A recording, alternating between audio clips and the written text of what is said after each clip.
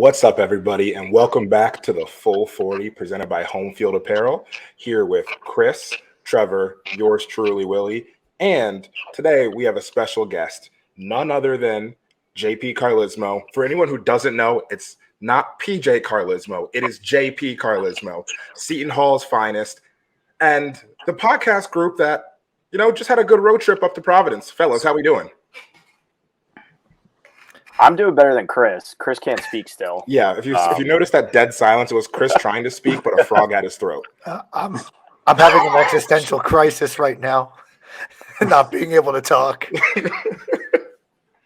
I thought I sounded bad. He gave me a little bit of confidence there to go through the rest of this. Now I feel a lot better. Yeah, no, you could talk for another 3 hours and you'd still be well ahead of Chris. So yeah, we just had the best weekend of our lives collectively in Providence. We got to meet the real JP, who may or may not have an actual real name. But business. Yeah, no one's business. So it was nice. We will get an unbiased, well, actually a biased, but not the way that we're biased, third-party perspective on how the game went for us over the weekend and what we can expect going forward on Wednesday. But let's talk Providence. Yeah, so as we said for the last couple of weeks, the whole full 40 went to the Providence game, and we had a good old time. We hit a couple bars pregame, none of which I can remember the names of off the top of my head because Murphy's. We're at Murphy's. That's one. We were at Murphy's the night before. Headed over to G-Pub. Chris got a high score on the Papa Shot basketball. Chris is really good at Papa Shot. It was kind of shocking. I don't think Chris can put together a dribble package to save his life, but Papa Shot, he was 9 off the high score. He was doing really well. Chris is the Brennan Hausen. Yeah. Brennan Hausen-esque on the Papa Shot. Woke up bright and early for some Dunkin', and then we met up with JP at Trinity. That was it, right? Yeah. Great time, low prices, especially when Chris is paying. And nobody was super mean to us before the game, which I looked obnoxious. I don't want to say you all looked obnoxious, but I did. I went understated. I thought I could go a little bit more, but I was like, I'll just wear a Villanova hat. I'll be in a hoodie. I'll be understated. I'll be normal. No one usually bothers me anyways. I'm too smooth for that. Brian, I get chirped. There was only one guy really didn't like Trevor. Well, yeah, that's true. The guy sitting behind us did not like Trevor. Hey, buddy, sit the fuck down over there. The guy outside. Yeah. No, yeah, the guy outside. No, the guy Chris outside doesn't remember that, but it happened. Yeah, no.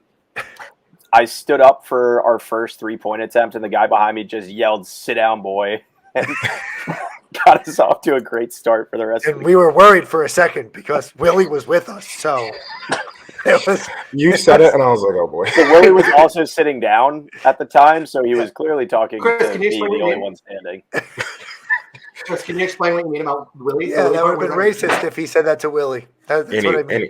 Anyways. It would have been racist. Moving on. So let's talk the game. No. First of all, there are two groups of people. I thought we were going to get chirped by 18 to 33-year-old fratty type dudes. Not at all. Two groups of people that chirped us at all were I don't know, 50-year-old men and college-age girls. Those are the two types. Actually, I'm gonna add a third group to the mix. When I walked in and sat down, I looked behind me, and there was an 8-year-old just looking at me with 2 thumbs down. So 3 groups. Yeah, the college girls, the old men, and the preteens. JP, is it like that normally? No, I was gonna say it's very tame. But you also need to add a little bit of context that Chris had on the orange Divine Providence shirt. And what did I say it was like pregame? Brian, correct me. I forgot what it was. What did I say? Wearing that shirt in Providence is like. He's not going to jump in now on this one. Yeah, no. You got the word wrong, but the spirit of it was correct. I'm not going to remember because I talked so much all weekend. My voice is here because I'm tough, but it'll come to me throughout the show. Your vocal Basically, cords Chris had like a It was get a out get out of of jail jail. free card. Like one person tried to chirp him. He's like, "No, I have the T-shirt." People were like, "Oh man, this guy bought a T-shirt." Yeah. Which kind of shows how simple-minded they are. Yeah. Less It of a was Chris showing. insult. It was a Yeah. show of solidarity, but I was wearing my Wildcats bomber shirt, Yeah. bomber jacket. From Yeah. Homefield Apparel. Presented by Homefield Homefield Apparel. Apparel. And Promo the code Nova Providence people Insider. were complaining There they was didn't have someone enough- sitting like 3 seats down from Chris wearing the same jacket, and when we walked in the row, he would not relinquish until Chris gave him a high five, and Chris didn't see it at first, so it was really fun for me. Yeah. Anyway, Yeah, you guys want to go to the basketball game? So yeah, we got chirped by a couple of people, and then a pretty good basketball game happened. So, I mean, the game was. I mean, if no one's been to the dunk before, absolutely electric from top to bottom. It started off pretty back and forth first half. I don't think any team really had a stronghold. Providence was probably. I mean, they finished with like a 4-point lead. They were probably slightly better there across the board, but there was great shot making from Nova. There was great shot making on the Providence side. There was shot making. Sure, there was shot making. So every other attempt was either off the bottom of the backboard or it was nothing but net. And that's kind of just how. And I remember nothing but nets because I look at everything as a glass half full. Yeah. And I was like, I can't wait to see the next one hit the bottom of the backboard. Yeah. A lot of people shot well. Mark Armstrong almost threw it over the backboard twice. Chris was unnecessarily hard on Mark Armstrong down the stretch of that game. Mark opened up that second half, he keyed the whole thing. Yeah. But the first half, the layup bricks were really bothering me. His first one was incredible. That was so funny. I met you at halftime, and the entire time, like as soon as we first got together, I didn't even say a word. You were just motherfucking Mark Armstrong for like a good 35, 40 seconds, just unprompted.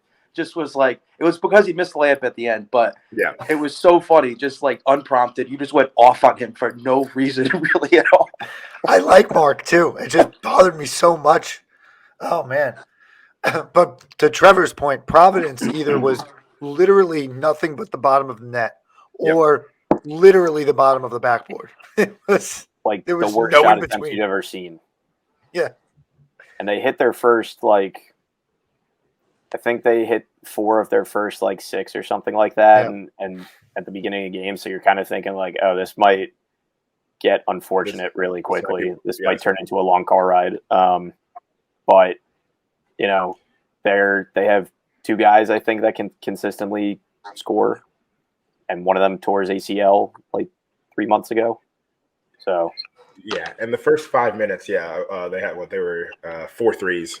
Pierre hit a couple. Pierre hit 1, I think. Ticket Gaines hit 2. Pierre hit 1. It's a great name. It's a fantastic name. And then Barron hit another. And we were down 12-6. I think we even got down at a point. I think 12-6 was like. I think we got down 7 at one point. Yeah, 12-6. Yeah, maybe. Yeah, and then we got down to 7 a little bit later. We were down 7 late, 35-28, right after Devin Carter hit that 3-pointer, which I was calling out that was going to happen that entire time. You know that one. I was just like, Devin Carter will hit this 3, and we will call timeout, and that's exactly what happened. So Providence gets a strong lead. Once again, we played well. It wasn't like we were playing poorly. It's just, sometimes you make shots, sometimes you don't. Providence made more shots. But honestly, where things really got better, and this is we're going to give him a big shout out here. It's after halftime we made adjustments. Kyle Neptune made adjustments. We came out in the second half focused. We were locked in defensively, and I mean we went on, to use our own term or the terms that have been killing us all year. We went on our own kill shot run. Yeah, we focused on defense and rebounding, and get back. We got back.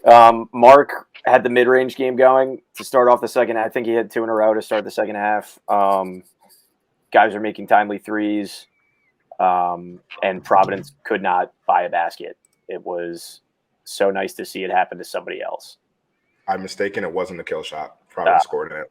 But still, mind. It was a great run. Yeah. Providence just couldn't buy a basket. It was really weird. Like first 7 minutes of that half, there was a lid on the basket. It didn't matter what they were doing. Nothing was going down. And there was a moment about 16 minutes into the game, 17 minutes, where it was 41-37.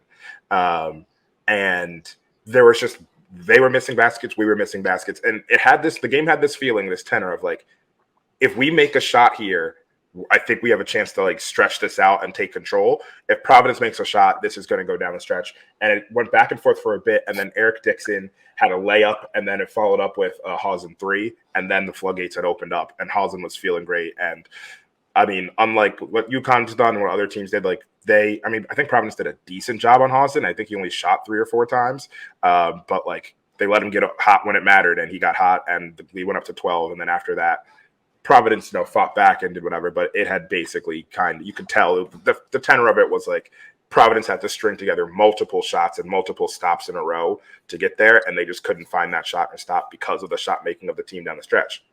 Yeah, it was like an 8 to 12 point game that the entire time felt like a 2-point game for me at least. And you would kind of look up at the score and be like, "Oh, okay, we have some breathing room." And then I think they cut it to 6 at one point towards the end. Kyle had really nice timeouts. Like he had a good, like I don't know how else to say, like his timing was good on when he was trying to stop runs and kind of get things refocused and recentered. The Lance Ware bench type unit was probably out for a little bit too long in the first half. But again, there was other than that, there was nothing. No, Lance had a nice dunk, a couple good plays. There wasn't really anything else that was like, I have to complain about this later. Yeah.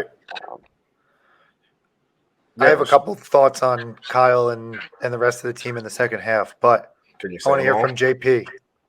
I want to hear your perspective on this.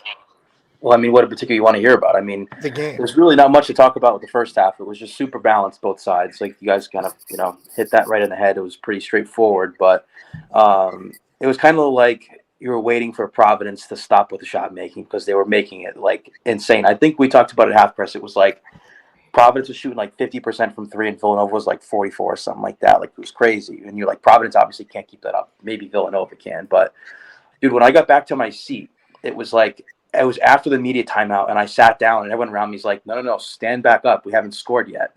I was like, all right, okay. So, and then I saw the score and then I feel like this is the same kind of thing that happens to me like when I'm watching Seton Hall games. And I'm sure you guys can attest to this too.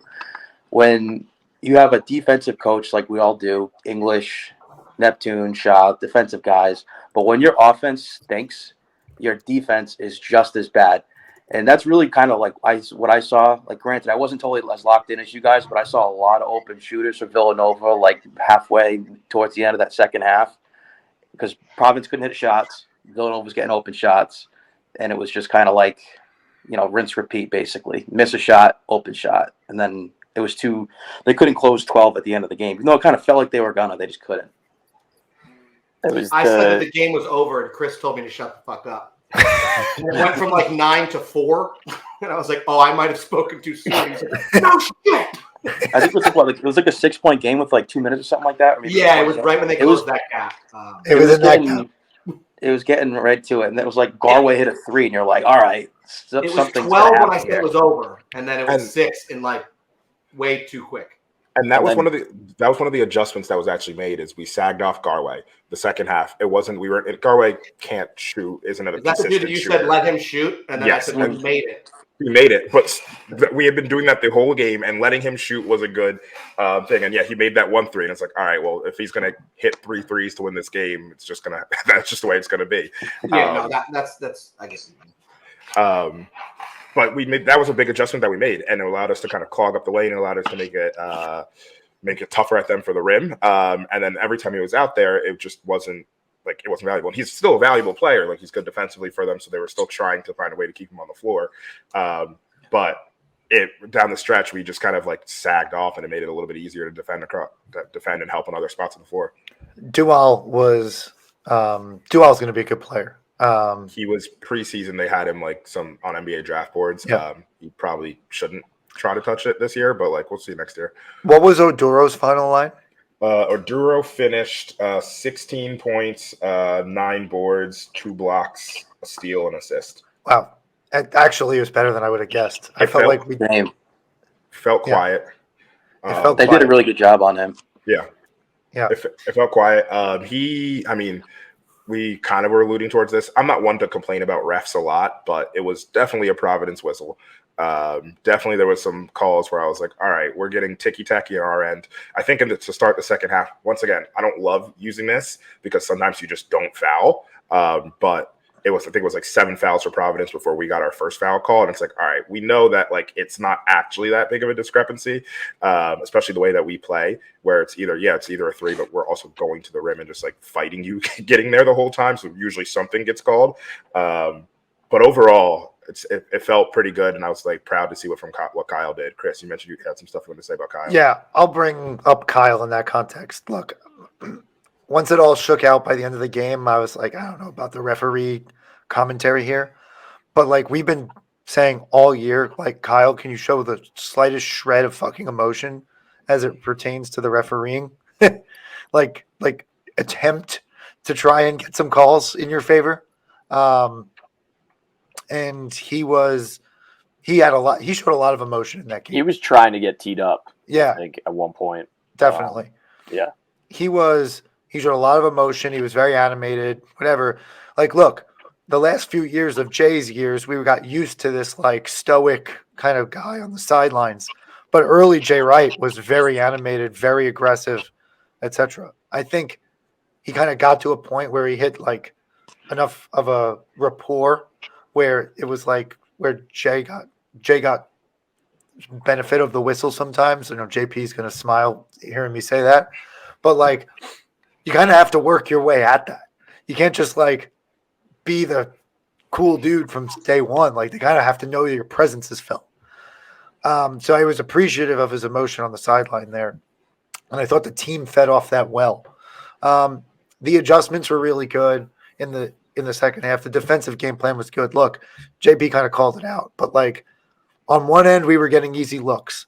On the other end, they were not. Right? Like, that's partially game plan, partially coaching, obviously a lot of execution. But we talked about it on the last podcast, Willie and Trevor. We said, I want to see this team, in order to improve offensively, this team needs to get to the positions where they're best at shooting.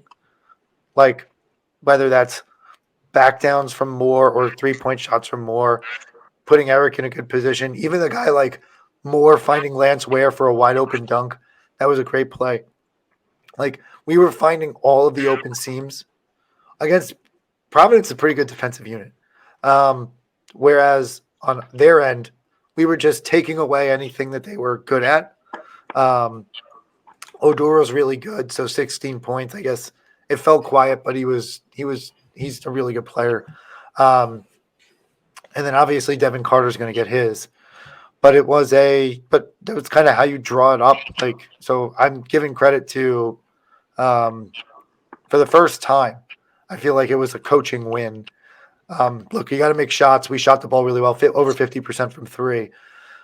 You're going to win a lot of games that way too. But I thought it was a really good coaching effort by him. Devin Carter was playing like he was trying. We had him out of sorts, I think. There were a lot of plays that he was like trying to play like James Harden circa like 2018, 2019, like just trying to hunt foul calls on not 3-point attempts, but like the ball's in the air. So like, why aren't you giving me 3 foul shots here? And I don't watch enough of Providence to know if that's how he always plays. I don't think it is. But it was just interesting to kind of see what he was sort of resorting to after we obviously loaded up on him, and was kind of like, anybody else, please beat us. So it was fun to watch him kind of have to deal with that. Yeah, I mean, I agree. Overall, I think like it just was. It was a good game. It was a game that we needed to get. We talked about what we needed to do down the stretch, and we waxed poetic about that for the whole last couple of weeks. And we know that we need two of the last 3 or next 3, and like we got it. And then Chris, you and I were talking about this during the game. There was a point where like, okay, on paper, yeah, we could lose this game, and even if we got up like 10 in the first, like, or we were up 10 in the second half, if Providence had come back, maybe you just suck it up by whatever it happens. But like, there was a point in that game with about like 7 minutes left, and I was like, no, you got to close this out. Like, this is just, you're here. This is a win that you need to get, and it's just here. And the team closed it out. And like, we haven't and I think we might give this person a little bit of praise a little bit later, but Justin closed the door, just he did. Justin closed the door. Go ahead. Go ahead. Sorry. No, I was just going to say and we talked about. I can't believe, I think it was after the Georgetown game. We're like, oh, there's a little bit more pep in his step. And then there was a Butler game. And it's like, I don't know, this is starting to roll, or Georgetown, I can't remember what order happened. This is starting to roll in the right direction. And then we said he's in position to be in a position. And I'm going to say right now, I'm going to change it. He's officially in position to come back. This is just he looks good. And this is the Justin that we need if we're going to make any sort of Big East run and then any sort of tournament run. Now, Brian's on, and I'm sure he has something to say. I was going to say it just in time. Oh, there we go. Yeah! I got no notes there. Yeah. He's almost to his career averages. I mean, we almost got the testimony we had. Yeah, but I think Rothstein tweeted a stat. He's 14 of 25 from 3 in the last few games, which is good to see. Yeah, he wasn't a knockdown 3-point shooter before. That's actually, he's been taking good threes. That's fair. Plus, I like Rothstein because he likes March, and I like March. I was just saying, over his last 3 games, his legs seem to be back a little bit more. If nobody else has anything, my final note from the Providence game is that was the least inspiring rendition of "You Belong With Me" I've ever seen from a Providence student body. They were so defeated. I think it was at a point where the lead was too late, felt a little too out of reach for them, and it was just nice to see how pathetic that was. They got to adjust it to where if you're down 12 at the 8-minute mark, you just got to play it there when there's still a little bit more energy, because it was down 12 at 4 and they just didn't have it. I think in the beginning of the game I even said I kind of hope it's close at the under 4 so that we can get a good "You Belong With Me," and we didn't. They were just kind of yeah. I was still happy good because that turned out. It's still good because that song slaps, but that's just. And also shout out to the one stray dude in the middle of the Providence student section next to us wearing a Josh Hart jersey. True. I don't know how he got in there, and I don't know if he got out, but good for him. So one thing Chris pointed out in our chat that I'm going to agree with, I think everybody will. Justin Moore's emotions have looked sort of like the old Justin Moore, Justin Moore in the past. He's engaged. 3 games, which I think is an awesome and very important piece for the team. Yeah. And that's a Chris idea. I just said it for him, but it was something that he said to us. I appreciate any time someone can say the words that I would normally say. Yeah. I'm your mouthpiece. Correct. Thank you. Alpha Dog is Justin, right? Yeah. We can agree on that. Well, I mean, probably Lucy, but you guys don't really pay attention to the women's team or ever talk about it. So, for the men, Lucy. Shaq Fit Man play could be Lucy. I'm going to fight you, Brian. So Justin, Alpha, I love. Shaq Fit Man play. I mean, I'm actually number 2 on SportsCenter top 10 Yeah, today. I'm actually completely fine with Lucy. The women's team is still just on the outside looking in of the tournament. They're they need to make a little bit of a run here. But it'd be cool to get both teams in the tournament. I don't remember. I know it's happened before. It happened when 2 years ago. 2 years ago. 2 years ago. Literally 2 years ago. It happened 2 years ago. Time is wild. Lucy's game winner is definitely a nominee. Any other nominees for Shaq play?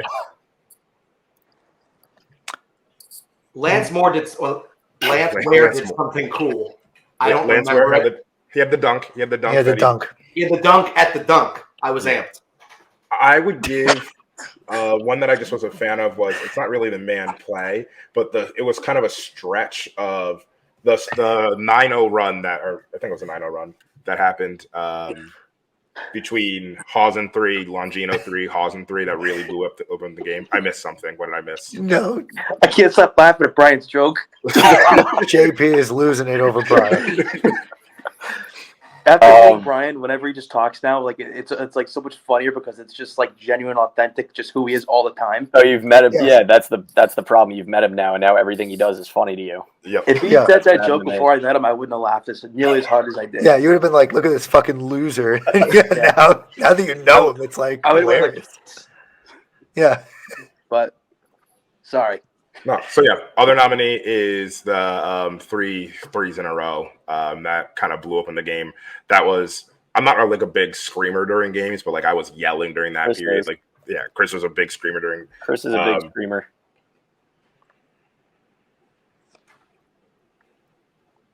What happened?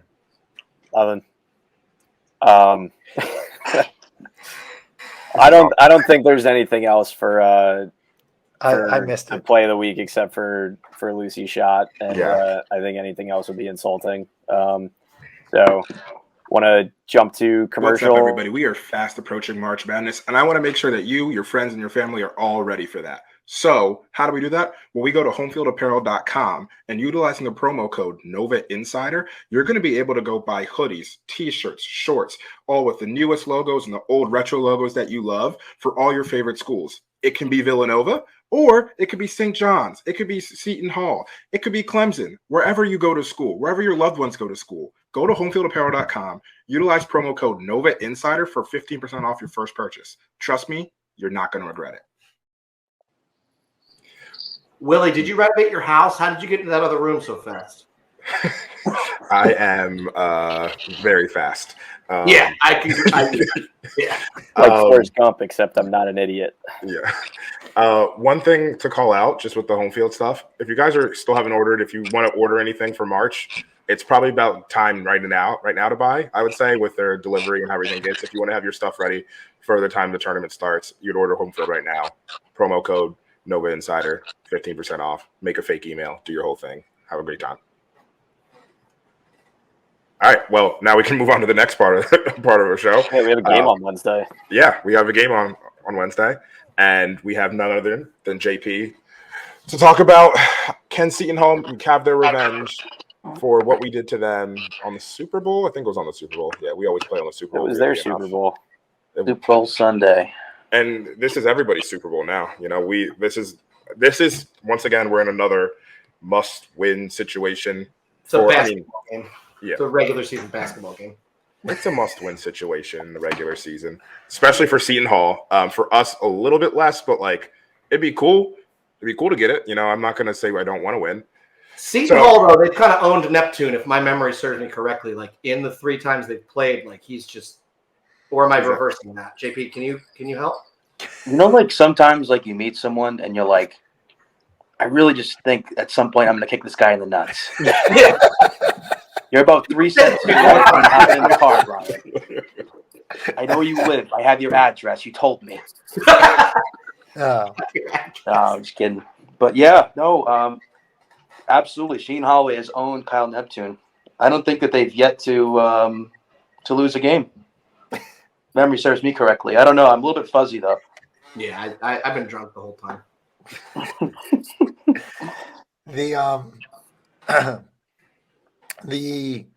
This game is, I don't know if it's a must win for either team. I'm going to refute that a little bit.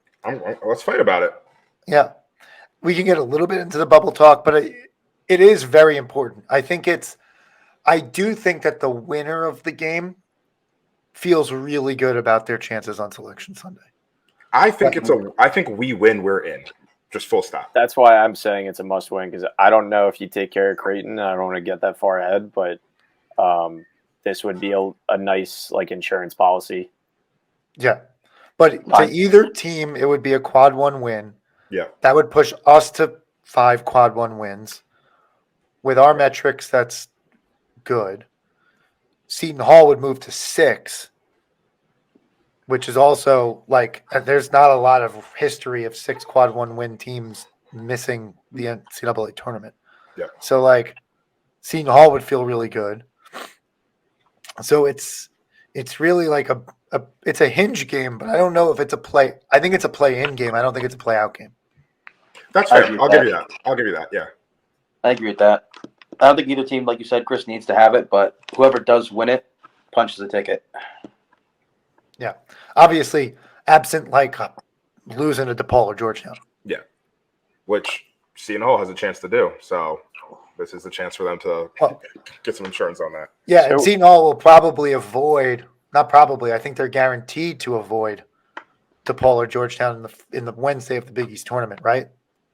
They're pretty much locked into the 4 because no one else is going to get the 12 unless Villanova wins both this week, in which case we would play in the 4-5.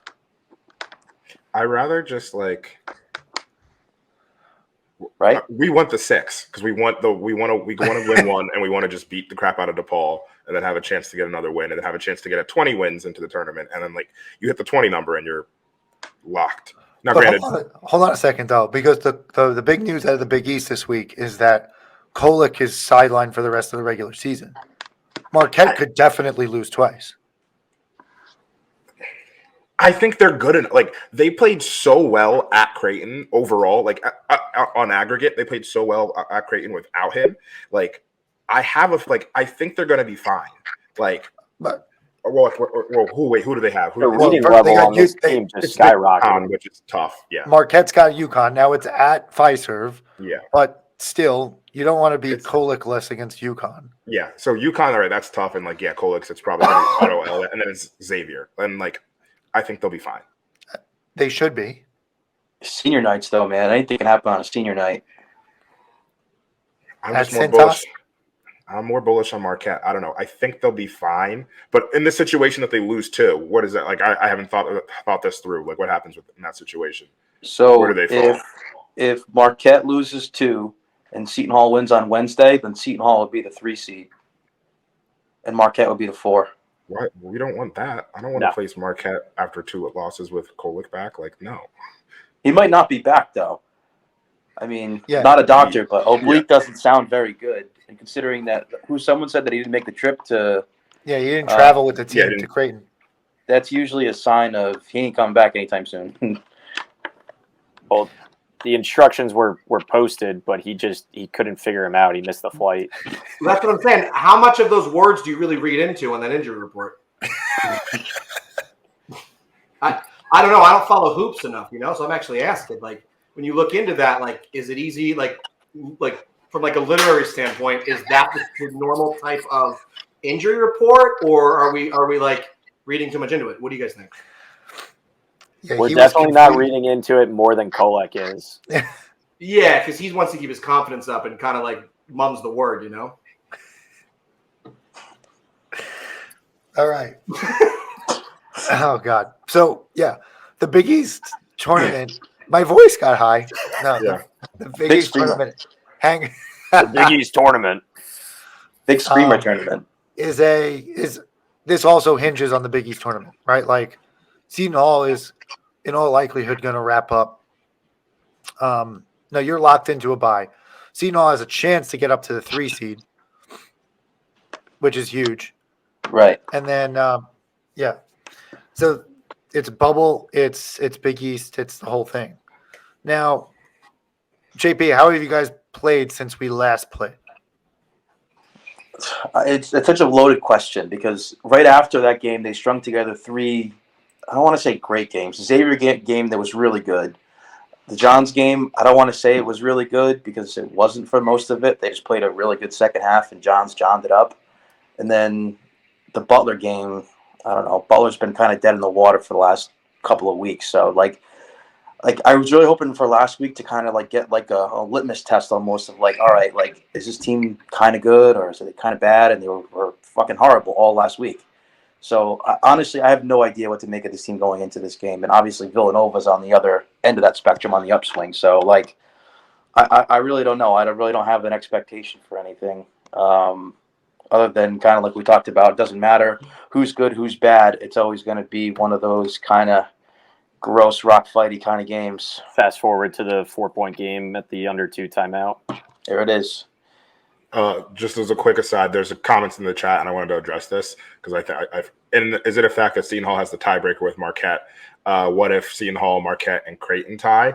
Right. Well, Seton Hall and Marquette, Seton Hall would get it because they've beaten UConn, and Marquette would have lost to UConn twice there. So Seton Hall would get it. Now, if Creighton were to win, or I don't know, how would Creighton even tie? They'd have to lose to Villanova, which would be in that situation. It'd be Creighton, as we just see, we have 3 tiebreaker. Timmy B just said it. It'd be Creighton, Marquette, Seton Hall because of the double round robin records, where Creighton would be 3-1 against Marquette and Seton Hall. Marquette would be 2-2, and then Seton Hall would be 1-3. So Seton Hall fans who are listening, you're hoping that you sweep it if you want the 3. If you like matchup wise think that's the better spot for you to be, which probably is. you because you avoid UConn, you would want to win out, Marquette to lose out, and Creighton to lose to Villanova or to beat Villanova, and then you should be fine, and you won't have that issue. Sorry, I think it's so funny at this point of the year when you're like doing all these hypotheticals, and it's almost impossible to keep up with every single one of them because you just got to take an Advil every 20 minutes to keep up and not have a headache. Yeah, I rarely try, and in this moment, I'm like, I'm doing it on the fly. Like, let's work this out right now. Yeah, I didn't really do too much into it. Someone pointed out to me today earlier about the Creighton thing. I didn't even think of. I'm at the Marquette thing. I didn't even think about the Creighton ramifications of it. I didn't really even bother looking into it. I just assumed that realistically, looking at Villanova, they're going to split this week, whether they beat Seton Hall or Creighton. I don't know which one it's going to be, but they're going to beat one of them. You know what I mean? Yeah. I think there's a strong chance we're having this conversation or we're seeing each other next Thursday in the quarterfinals. That's the way I'd put it. I think there's a split coming. I think there's a strong chance that we're the 4-5 matchup. That'd be cool with me. 1-1 would be really difficult for us to be in the 4-5. Sorry, not to get into the hypothetical game again, but like St. John's has DePaul and Georgetown this week. So you assume that they're going to get to 11-9. Yeah. Or if we go 1-1, could do the funniest thing ever. And go 0-2. Yeah. If we go 1-1, we'll both be 11-9. They get tiebreaker over us, so we'll be the 6. So the only way for us to wind up in the 4-5 game is to go 2-0. We have to go 2-0. Yeah. I don't even think that St. John's could lose. I'm not seeing them losing right now. So not against those teams. It would be absolutely fucking hilarious. Yeah. So I guess. So who are we playing in the Big East tournament?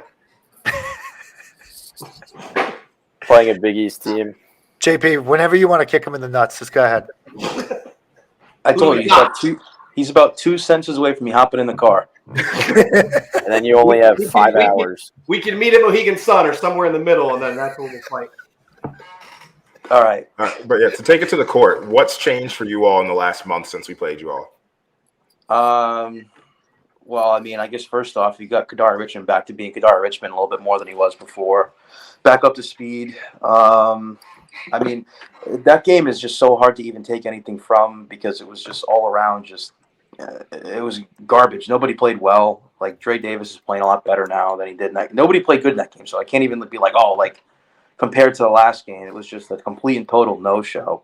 The biggest difference is that the game's going to be played at the Rock and not at Wells Fargo. You know what I mean? Mm-hmm. If you lose at home at this time of year, then that's more of an indictment than really anything else. You know, especially if you're a tournament team. It doesn't matter really who you play. Obviously, if you're playing like UConn, that's different because they're a wagon. But basically, like 2 through 8, every team has a chance at this point to win at home if they want to actually play good basketball and any basketball in March. So they've been playing really well at home. So that's really the biggest thing they have going in their favor going into this game. I mean, literally I was thinking about it earlier.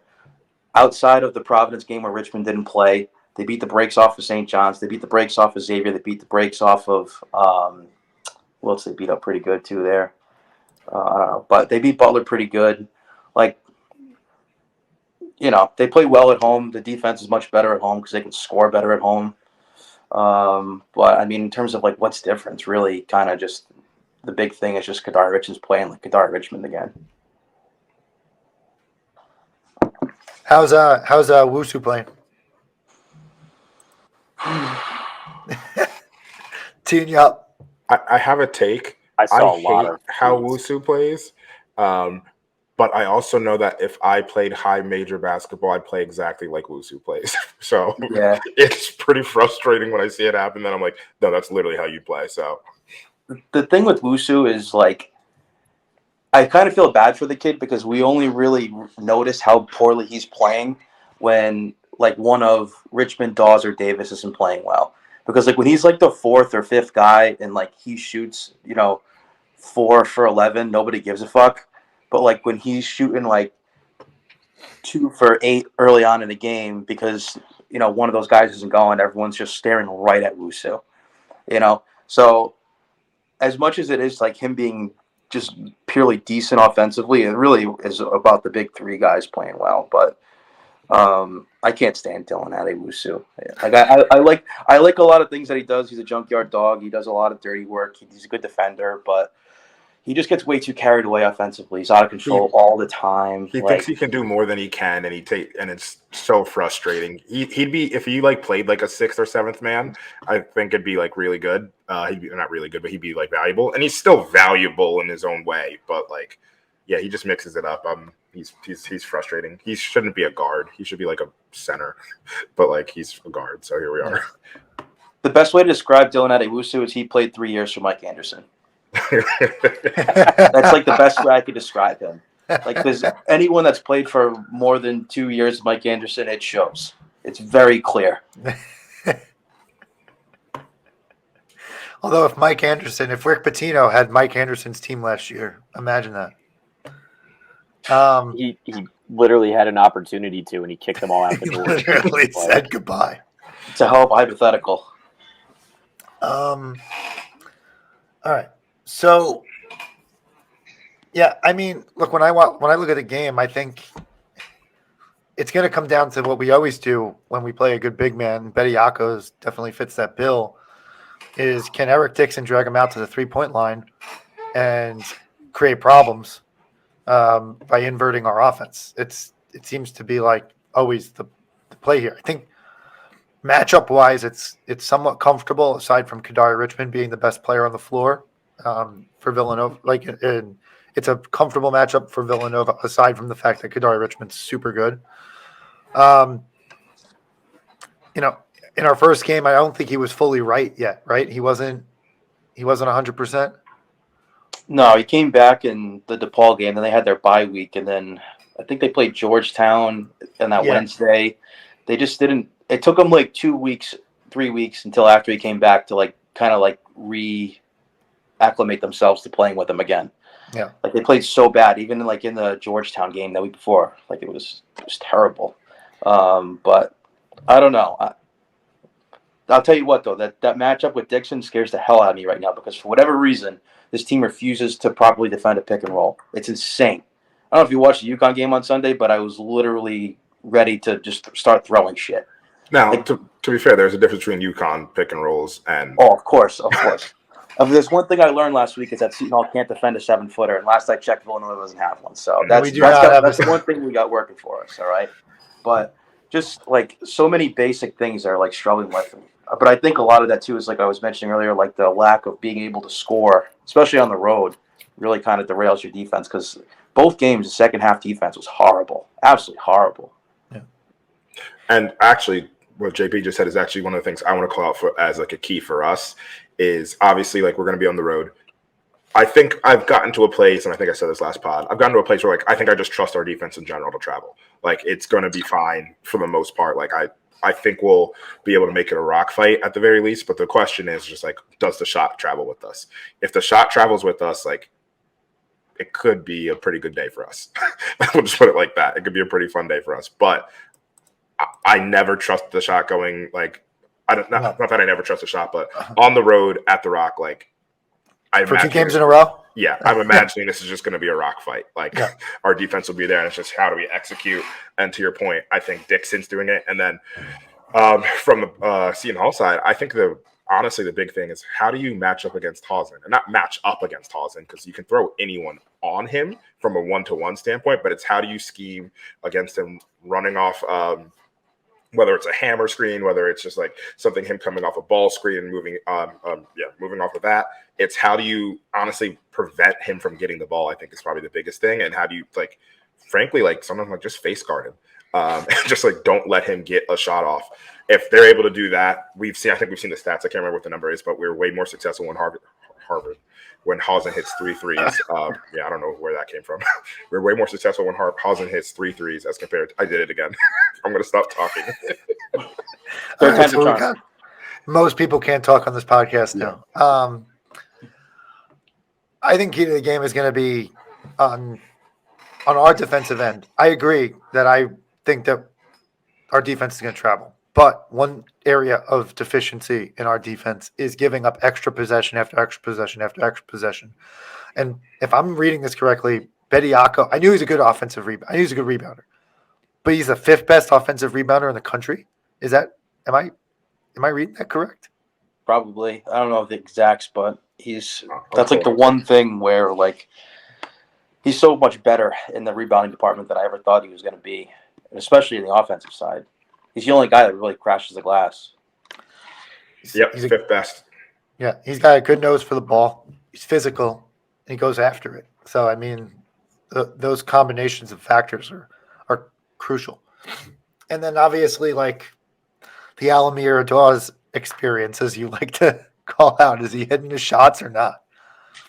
So, the biggest thing for me that scared me watching Villanova against Providence was the ball was moving pretty well, I thought, for a good majority of it. Like the first game since DePaul, yeah. It wasn't sticking. It was moving around well. And if you watched 5 minutes of a Seton Hall game last week, you were say, okay, that's going to be an issue. Because literally every time that, like, Creighton or UConn was moving the ball, open 3. Like, consistent ball movement, open 3. And, like, even Providence fell into that a little bit. But, again, I think it kind of goes back to the offense being in a lull. But Seton Hall's especially struggled with that when teams move the ball really well because they're going to let up a ton of open 3s. So if it's one of those days where Villanova shot doesn't come with them, I'm not going to be upset about it.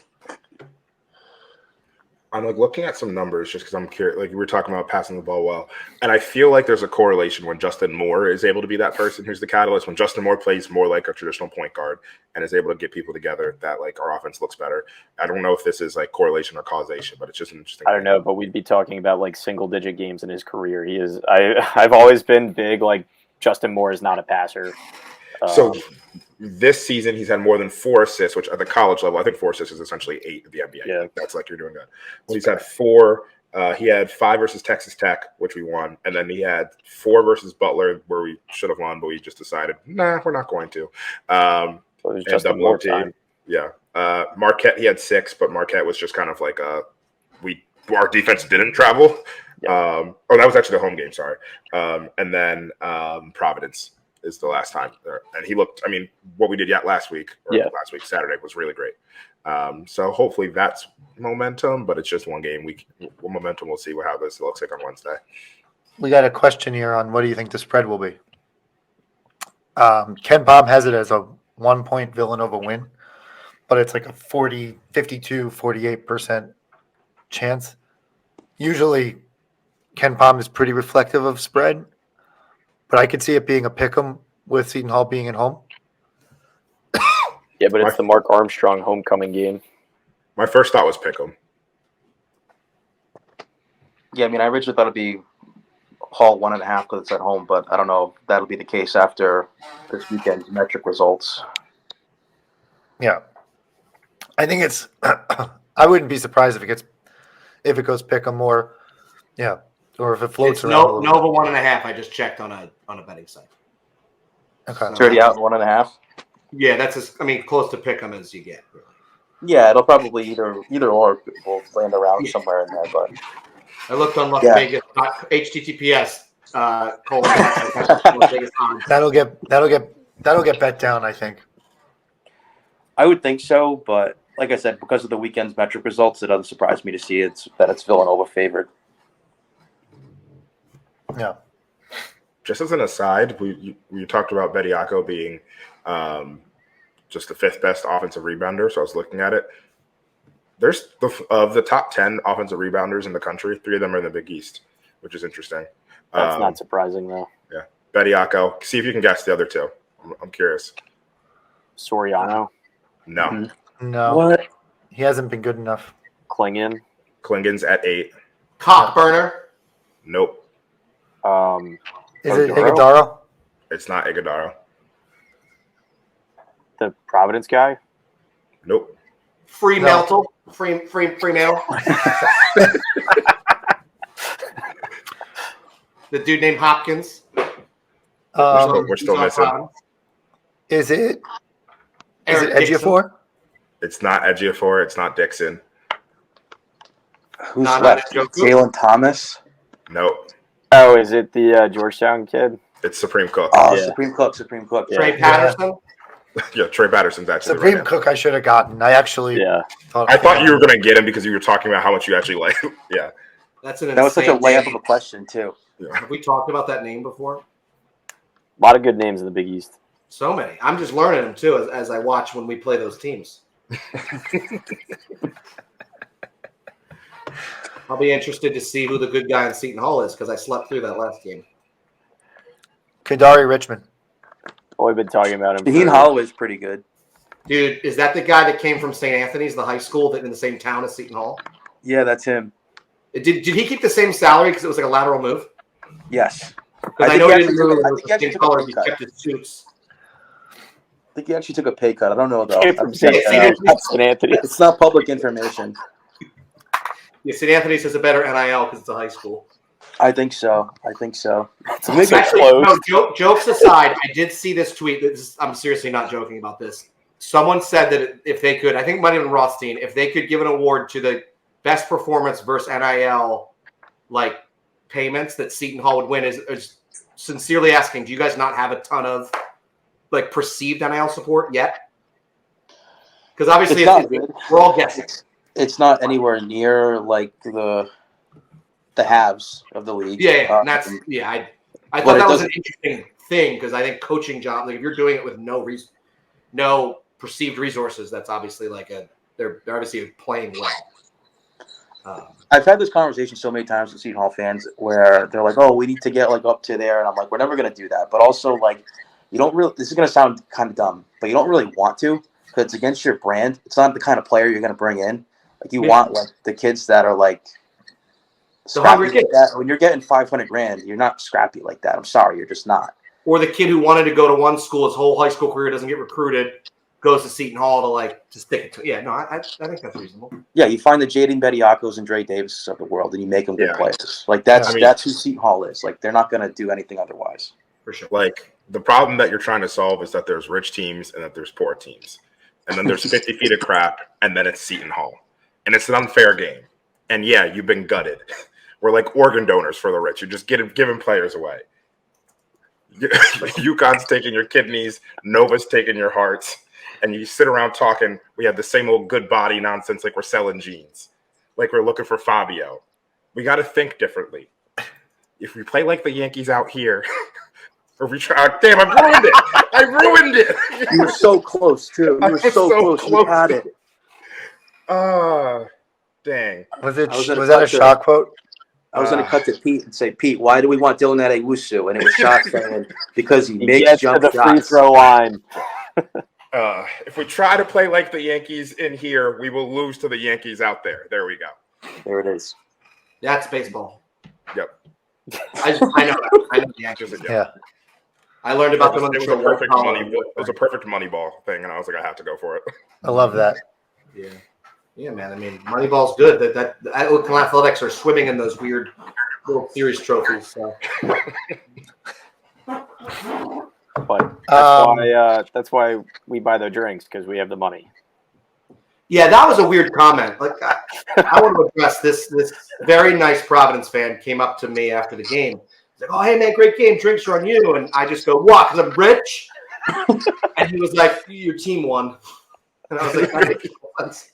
Like I didn't know how to apologize because the dude was really nice the entire weekend, as like I said, everybody else was. Everybody was.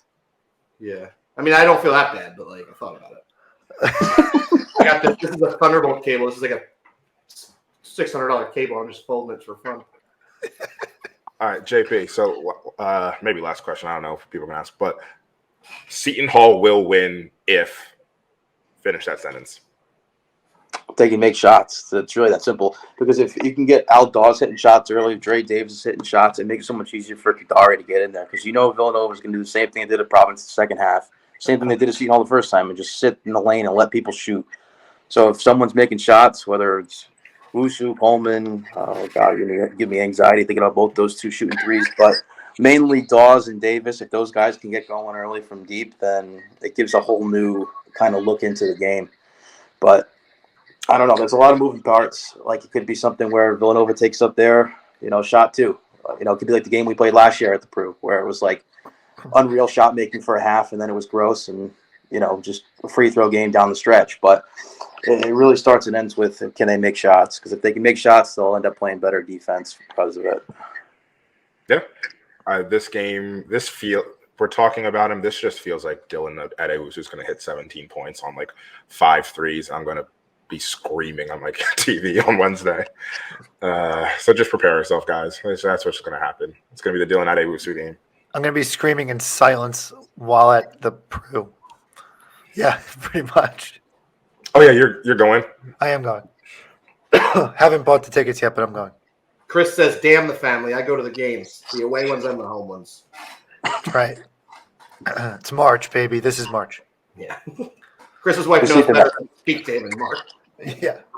And April and really good. My daughter wakes up and I just look at her and go, this is March. Shut up. I'm not talking to you right now. Shut up. Not now, honey. Next month. Not now. Next month. Talk to me when you can average 14 and 10. When you can average 14 and 10 and the full 40 podcast doesn't talk about you because you're on the Villanova women's team. It's ridiculous. Man. They never show any love to the women's team. It's like it's a mental. I know everybody on the women's team and who they play and when they play. I know those things. Yeah, I'm sure. Yeah. You're a huge fan. The coach is Denise Dillon. That's true. That's a true fact. They play at the Finneran Pavilion. And they play all the Big East teams that the men do. So it's really easy. They actually play the men's team from the Big East. They actually play. Yeah.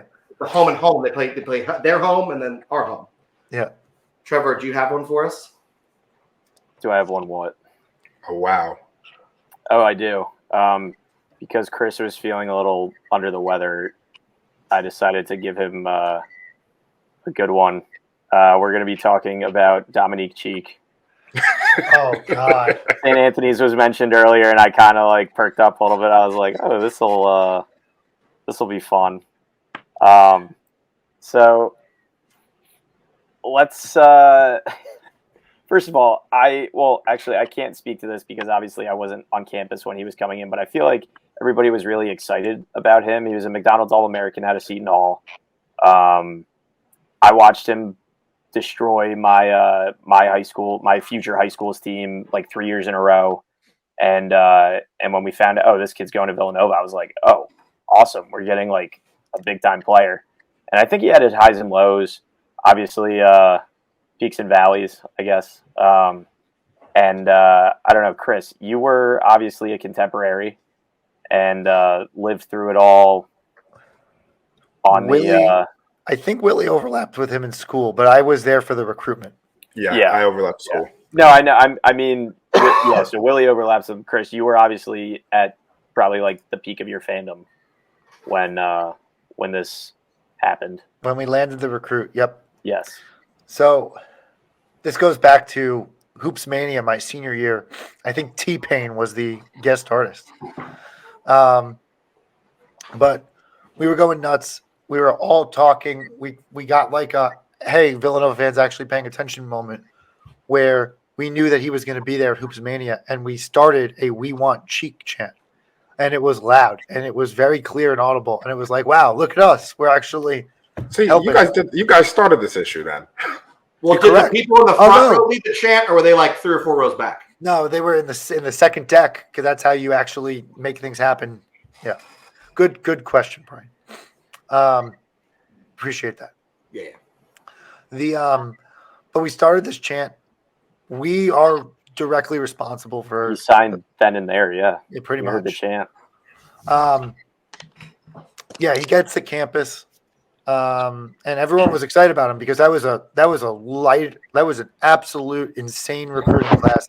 We had just come off a Final Four, first in Jay Wright's tenure, and we're thinking to ourselves, wow, Jay Wright got to a Final Four with a bunch of guys who were like, 50 to 150 recruits. Now give him 5 stars and like, watch out. Like, here we come. And he was in the Malik Wayne's class, Muf Yaru class, and the Prophet Isaiah Armwood class. And that class really sucked. Outside of Moof. I mean, Yeah. Moof was good. The rest of the class. Yes. It was a disappointing class. We talked about Malik on an earlier podcast. Like Malik's reputation in Nova World is solid. And I think we said there that he kind of got caught up in a bad class. Isaiah Armwood transferred after like 1 or 2 years. Moof Yaru was a model citizen. I love that guy, but like it took him a while to develop. He was very rough talent coming in. And Dominic Cheek was like the poster boy of everything that Jay Wright then said. I changed my recruiting strategy and then brought in guys like Ryan Archidiacono and whatever. And it was basically like that was a direct shot at Dominic Cheek, just like the kind of guy who came in with like expectations of it's me time. Like, I don't want to sit and wait, this, that, and the other thing. Just like, you know, that coddled player type thing. And I'm dogging him because I fucking hate this guy. I never met him. I hate him. I literally cannot stand. He had that game winner once his rookie year. We went 13-19 in his last year on campus. And every year, his first year, we flamed out late. We got a 2 seed, but that was because Scotty Reynolds was amazing. His second year, we flamed out late, got an 8 seed, and got beat pretty solidly by George Mason in the first round of the NCAA tournament. And then we went 13-19. It was just like, it was literally like we thought we were getting an amazing class that was going to take the program to new heights. And literally, they ruined everything in 3 years. Well, what didn't help was the class after was actually worse. It had Hilliard, but Ty Johnson, Marcus Kennedy, and Ash. I can't say his name. I don't want to butcher his name. Ash Kubu. And those guys seem to fit in that Dom Cheek thing. So you kind of had now 4 guys on the team that seemingly played the exact same selfish brand of basketball. Yeah, that's so terrible. The culture was as bad as it was ever under Jay Wright's era. And so that was my freshman year that season, the 13-19 season, and that was. I mean, once again, this is the first Wildcat of the week that we're talking about that isn't just like praise and love. Like this was a miss. Cheek, it just like he was a chucker that was inefficient, like played selfishly. A lot of talent. There was a lot of talent there, and just like never really got it to like click in a way that worked for us. And then Brian, I think you bring up a good point. Like that other class, like obviously Hilliard is 10 out of 10. We love Darren. Ty Johnson was like I liked him as a kid, like I liked him as a kid, but just like wasn't like and I would say like Ty and like Marcus to a lesser extent, like it wasn't necessarily like a personality thing. It was just kind of like it just wasn't like it wasn't going to work. No senior leadership, no older guys going the way. And Marcus went to 4 high schools, so it's not shocking to any of us that Marcus went to multiple colleges. Yeah.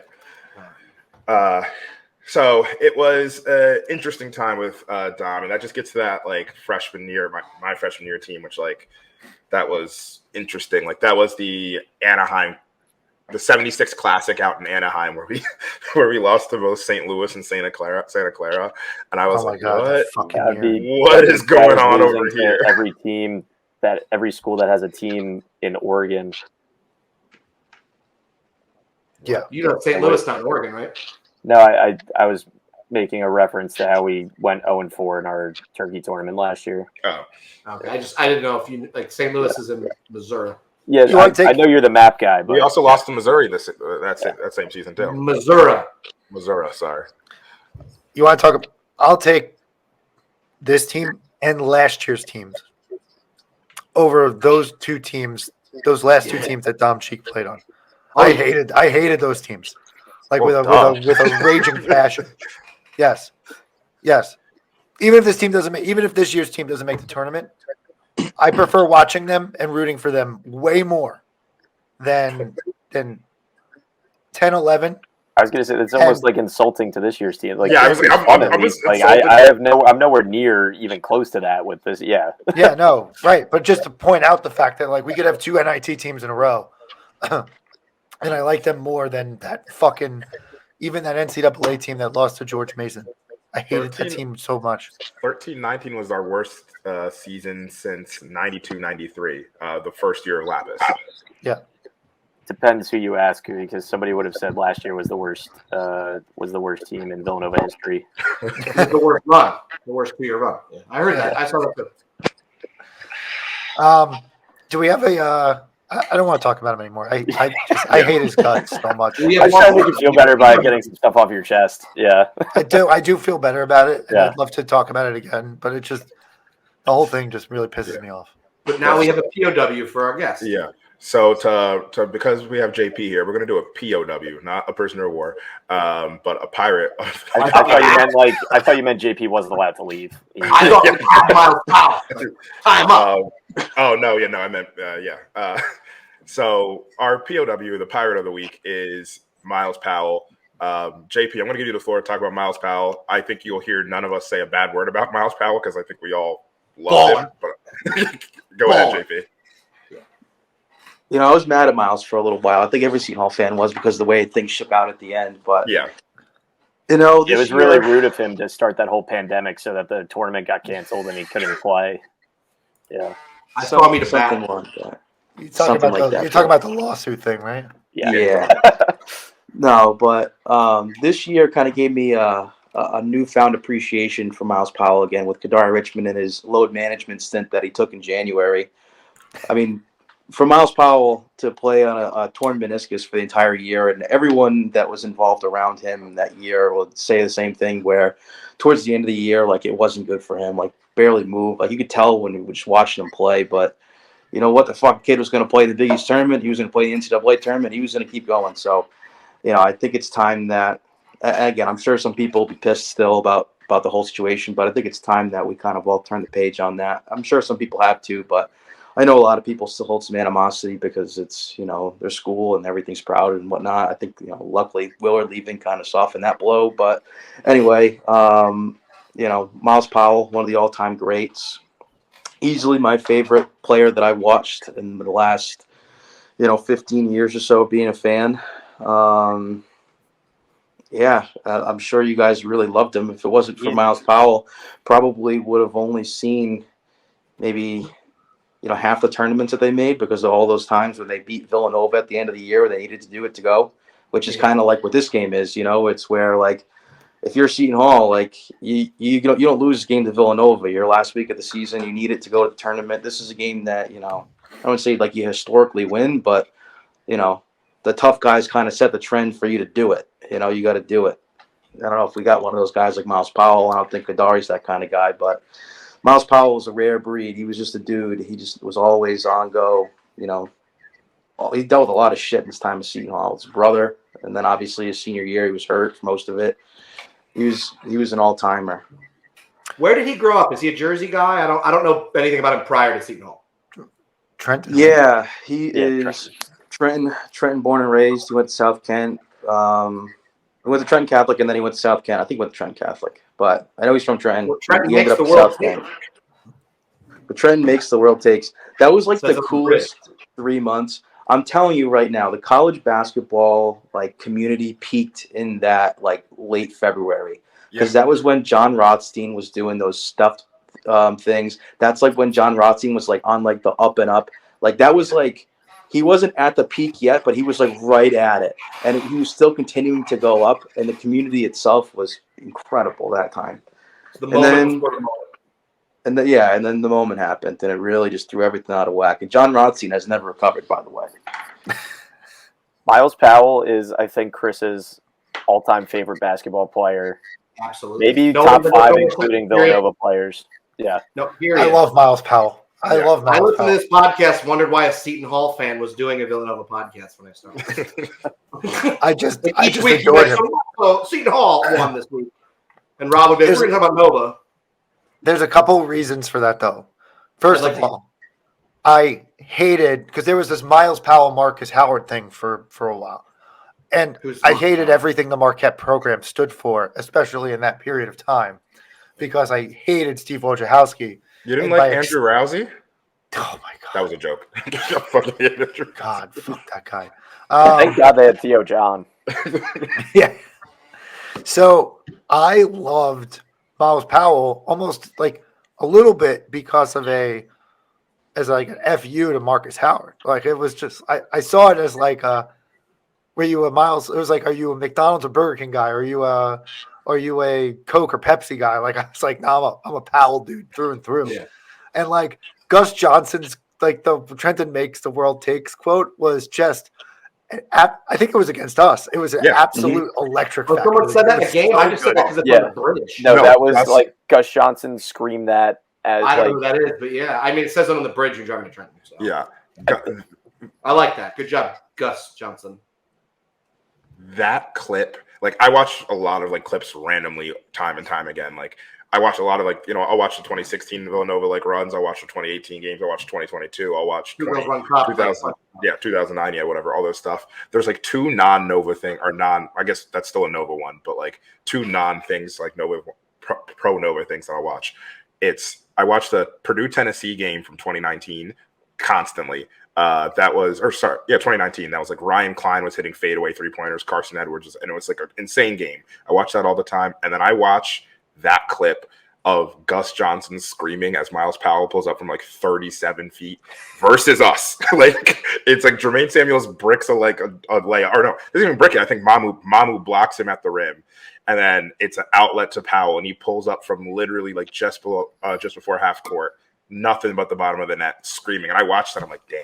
It was such a heat check, and he just absolutely fucking drilled it. And Gus Johnson's, we're trying to make the world taste. And he sounded like that too because it was the end of the game, and he had been screaming. It was a really good game. Into timeout, just amazing. But like, I just really like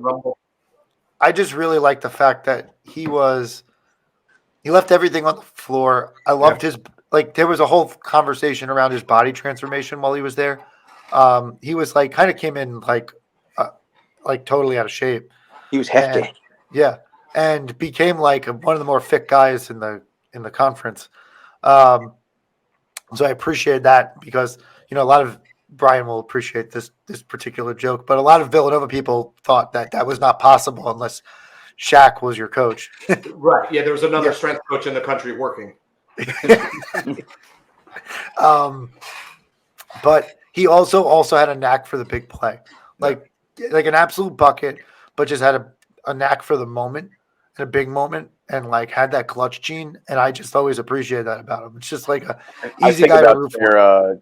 The MSG game against Kentucky when it was probably the same shot, just it was against Kentucky and not us. It was that bomb to really. It wasn't the dagger so much.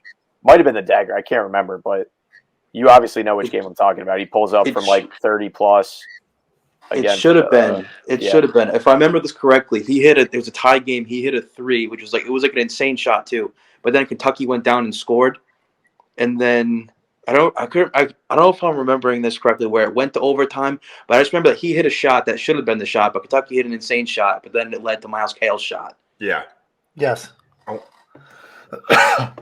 My memory of Miles Powell is. Was it quickly? I don't remember who did it. Yeah.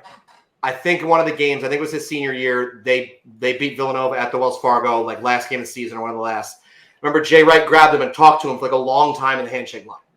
And he's like nodding. You tell, it's like respectful. So they asked Powell on the stand, like, what did Jay Wright say to you? He said, I'm so happy that I don't have to coach against you anymore. Like, you're leaving. And he goes, Miles Powell goes, you've won 2 national titles since I've been here, so I'm not really sure what I'm doing. That was like a funny in that moment. Like, kid was like, I'm the bane of your existence. Like, but he just seemed like in my minimal time, he seemed like an awesome. Like, I don't follow it as closely as all you guys, but even from like the casual fans, seemed like an awesome. Yeah. Like my favorite game that I was. Go ahead, JP. Sorry. I was gonna say, to your point though, Chris, at that time, like his senior year, there was a lot of animosity between Seton Hall and Marquette. I feel like between like the 3 teams, between Seton Hall, Marquette, and Villanova, that's where like all the hatred was kind of displaced towards different places. But then you add in the fact that like everything else now with Big East fans, like when there's one storyline, you're either on one side or the other with it. And I feel like fans from around the league all went towards Miles Powell and not Marcus Howard because it was like, who's your guy? Because you need to pick one. People. That's a good point on either side. Like that, like seriously, that's a really that's been going on now for 3 years. Like this is the thing. Which one are you? Yeah. You got to pick a side. You can't just be like a bystander. You got to be one or the other, or you're doing it wrong. Yeah.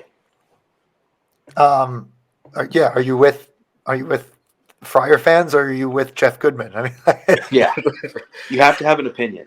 yeah. What- They should do that more in politics. Yeah. Yeah, politics needs more of that, like more people on sides, I think, to like really dig in. To your point, JP, my favorite game that didn't involve Villanova that I attended. I went to the Big East semifinal in 19, and that game was absolute insanity. Seton Hall Marquette, who got ejected? Someone got ejected, right? So Right. I think Theo got ejected. They thought Powell got ejected, and then he ran back out of the tunnel. Yeah, that's right. Like That's right. WWE, Use the bathroom. Yeah, it was Yeah. wild. Undertaker music. Yeah, pretty And then he much. grabbed the Which chair. we and just need more of that whacked in Steve. basketball. More theatrics. But Powell had 22 points in that game. Seton Hall won by 2. That was an awesome game. That sounds cool. That was an insane tournament year because they played Georgetown in the first round of that game with a 9:30, and then he had like 35, I think, in that game. It was nuts. The entire first half, he was like 10 for 10. It was something ridiculous. 31. Yeah. 31. It was insane. It was like the most casual 31 you ever seen in your life, too. Oh, that was the year that For me, that was Dante DiVincenzo against Michigan. But go ahead. that was the Yeah. you lost to Wofford. Fletcher McGee was just killing. Yeah, that's what it was. I was trying to remember Yeah, what was the tournament. Yeah. That was the year. And it's funny we mentioned the clutch gene because he had that shot to win it against Villanova in the final and he just missed it. Yeah. That was that 2019-2020 team was fun. I mean, there's 3 NBA players on it, or 3 people who played in the NBA. Powell played, Rodens played, and then Mamu's seemingly made us like a little spot in the league for himself in the near future for the future. Yeah, that was a fun team. And then who would have thought that like all those dudes like Quincy McKnight and Roe Gill their next year what they would have been. That was insane what they turned into being. Damn, COVID really took away a good run from you guys. Yeah, it's all right. You know, at least I look back at it now. It's kind of like funny with like the way the world works with NIL and whatnot. Like if that happened now, it would have been 10 times more damaging than it was when it happened. Because if you can just like simply just take away a Sweet 16 run, like that's so much money for a school like Seton Hall to get in their pocket. I mean, granted, they probably still would have saw a good amount of it just in different areas, but it would have went straight to the basketball program if it happened now. You know, what are you gonna do? Shit happens. That was an awesome team. Yeah, shit happens. Bats are eaten in China, and then a virus breaks out. Yeah, That's still what a fun happened, I'm season sure. though. Now we all have microchips in our arms. Yeah. Not me. All right. Just to wrap up, thanks y'all for listening.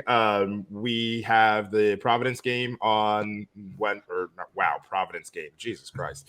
The Seton Hall game on Wednesday, and then we finish off with Creighton on Saturday.